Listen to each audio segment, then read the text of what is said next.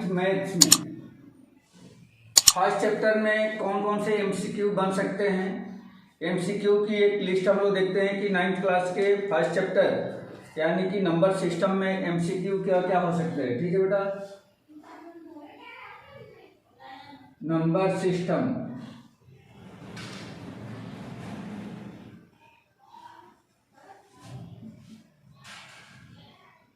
MCQs, इसमें सबसे पहला क्वेश्चन तो ये बन सकता है कि फाइंड रेशनल नंबर्स बिटवीन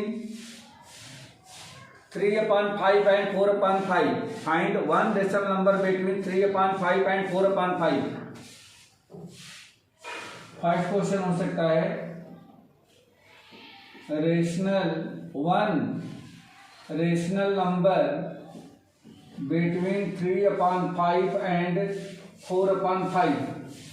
तो 3/5 and 4/5 के बीच में एक रेशनल नंबर हमें चाहिए, एक रेशनल नंबर चाहिए। तो कोई भी आप रेशनल नंबर ले सकते हो।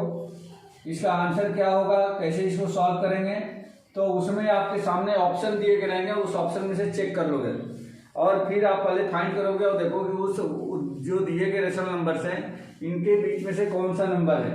तो वो तो हम चेक करेंगे किसके बिहाफ पे, कि जो हमारा ऑप्शन दिया गया है उसी के बिहाफ पे इसको चेक कर पाएंगे। ठीक है, बट यदि नॉर्मली फाइंड करना हो तो हम कैसे फाइंड करेंगे, तो 3/5 and 4/5 में इसको हम लोग लिख सकते हैं 3/5 into 2/2 and 4/5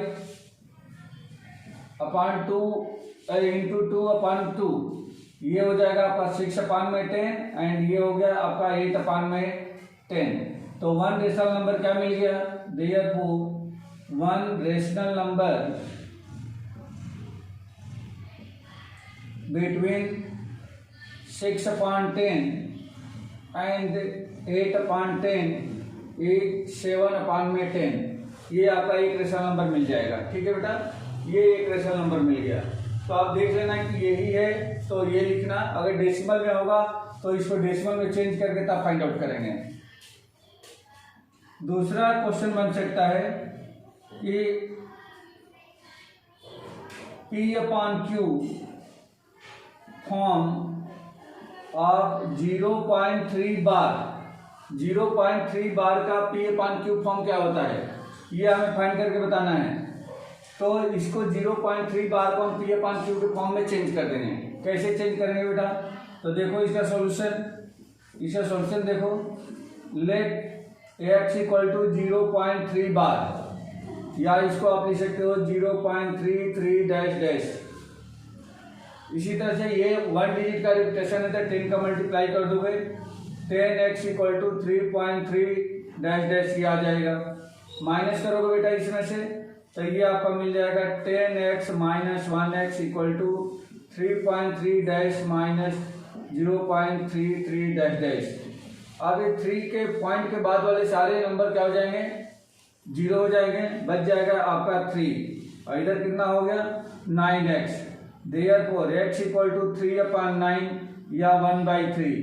तो यहाँ पे हमें मिल गया क्या, 0.3 बार का जो P/Q फॉर्म है 1/3 होगा। ठीक है बेटा, तो ये दूसरा क्वेश्चन आपसे पूछा जा सकता है एमसीक्यू में।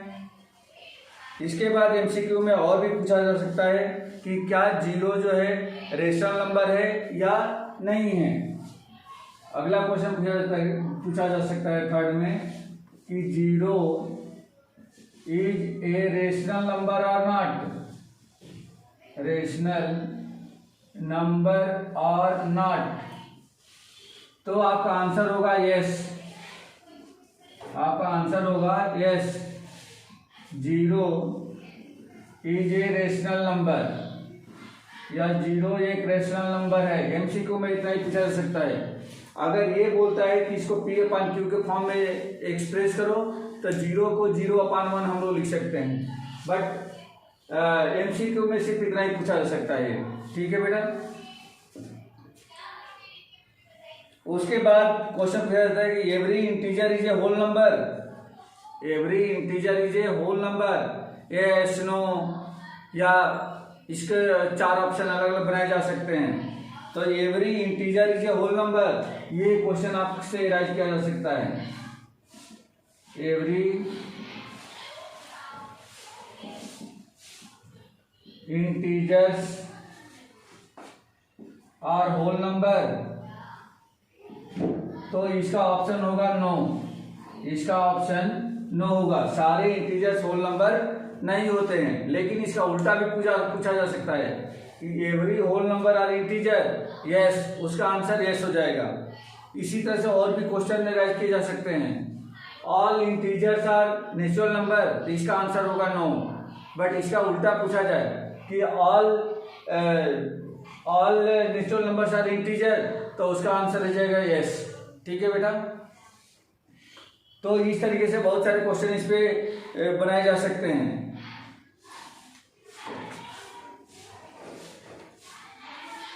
इसके बाद पूछा जा सकता है कि √3 इज ए रेशनल नंबर और not. Rational number, √3 is a rational number, तो इसके ऑप्शन में दे दिया जाएगा यस, नो या ए एंड बी बोथ।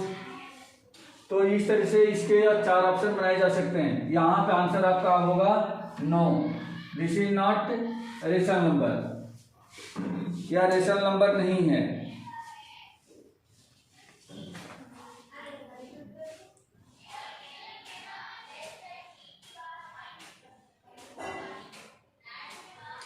इसके बाद का क्वेश्चन पूछा जा सकता है every real number is an irrational number. Every real number is an irrational number, ये भी पूछा जा सकता है। क्या सारे रियल नंबर इरेशनल नंबर होते हैं? तो नो, इसका आंसर होगा नो। बट उल्टा अगर पूछा जाए कि every irrational number are real number, तब इसका आंसर होगा यस।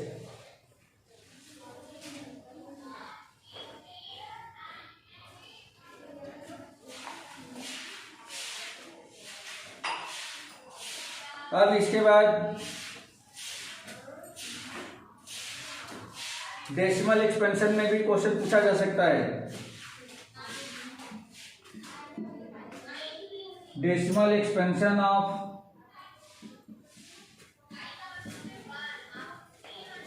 मान लीजिए दे दिया गया 3/100, इसका डेसिमल एक्सपेंशन क्या होगा? तो इसका डेसिमल एक्सपेंशन क्या होगा बेटा बता दो। तो डेसिमल एक्सपेंशन 3/100 इक्वल टू ये हो जाएगा 0.03। 0.03 इसका डेसिमल एक्सपेंशन होगा। ठीक है,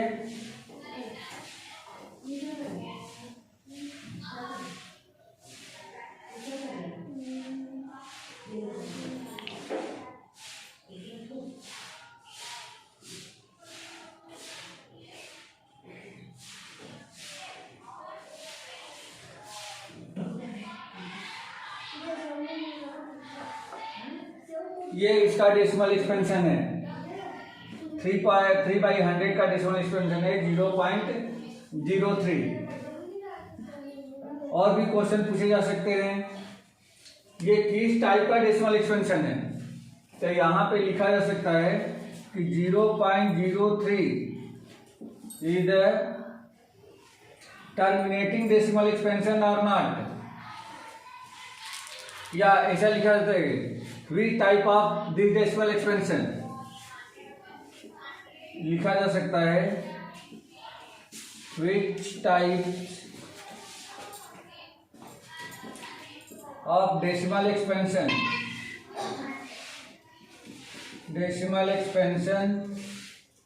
ऑफ 0.03।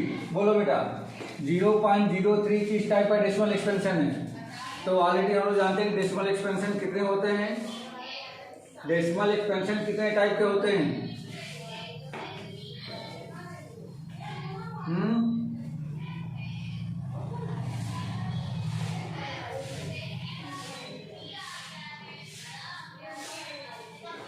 डेसिमल एक्सपेंशन 3 टाइप के बताए गए हैं आपको।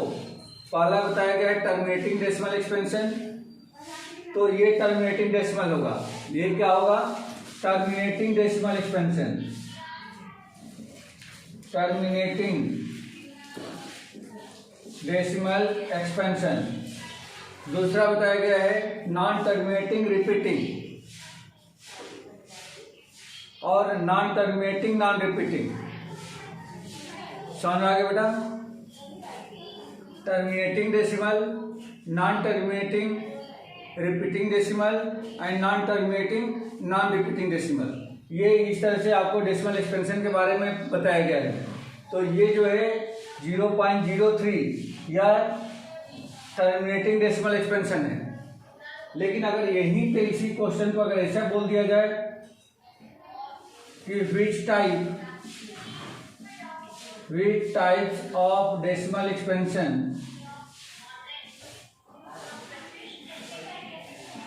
expansion of 0.333 डैश डैश, तब क्या हो जाएगा? ये होगा नॉन टर्मिनेटिंग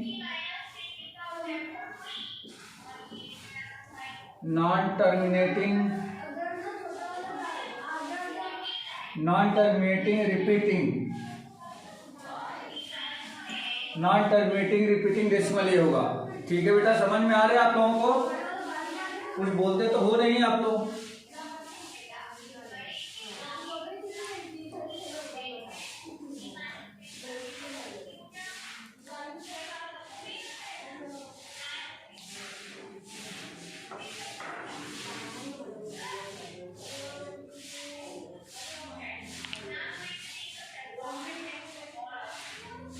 तो ये कुछ MCQs थे चैप्टर फर्स्ट से रिलेटेड, और भी इसमें से क्वेश्चन आपको मिलेंगे।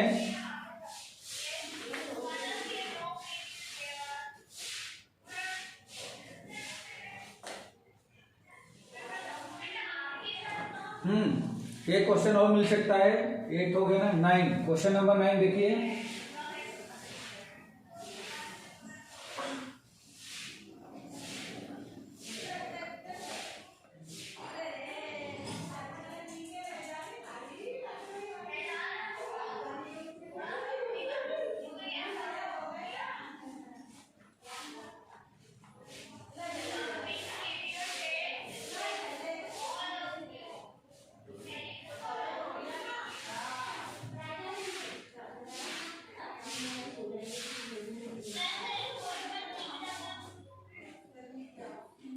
Question number 9, 1.0200200002 dash dash is the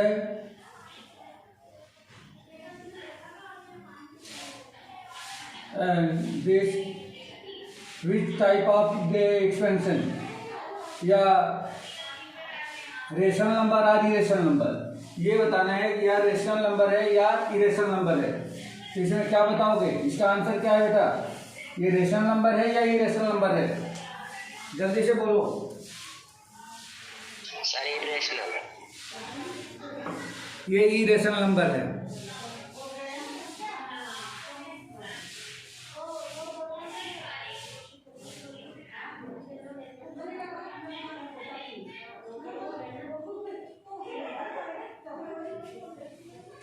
हाँ, ये इरेशनल नंबर है बेटा, इरेशनल नंबर। गुड। इसी तरह से और भी क्वेश्चन पूछे जा सकते हैं इसमें।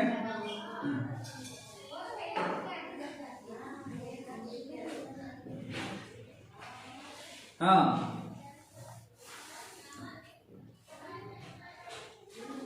रेशनलाइजेशन ऑफ rationalization of 1/√7, इसका रेशनलाइजेशन क्या होगा? तो आप इसका आंसर क्या दोगे बेटा? इसका आंसर क्या दोगे? इसका रेशनलाइजेशन क्या होगा? √7 से ऊपर नीचे से मल्टीप्लाई कर देंगे तो ऊपर हो जाएगा √7 और नीचे हो जाएगा 7। तो इसका रेशनलाइजेशन ये होगा। इसी तरह से लास्ट एक्सरसाइज से भी बहुत सारे क्वेश्चन बन जाएंगे। जैसे पूछा जा सकता है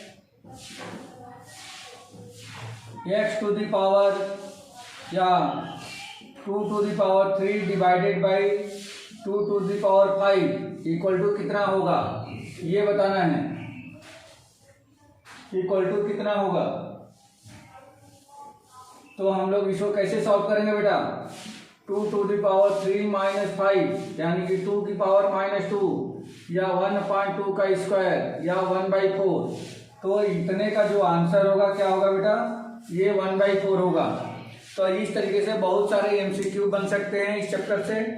आप लोग इसके सारे जितने भी से फार्मूले हैं, जितने कॉन्सेप्ट हैं, सब आप लोग पढ़ लोगे, ठीक है।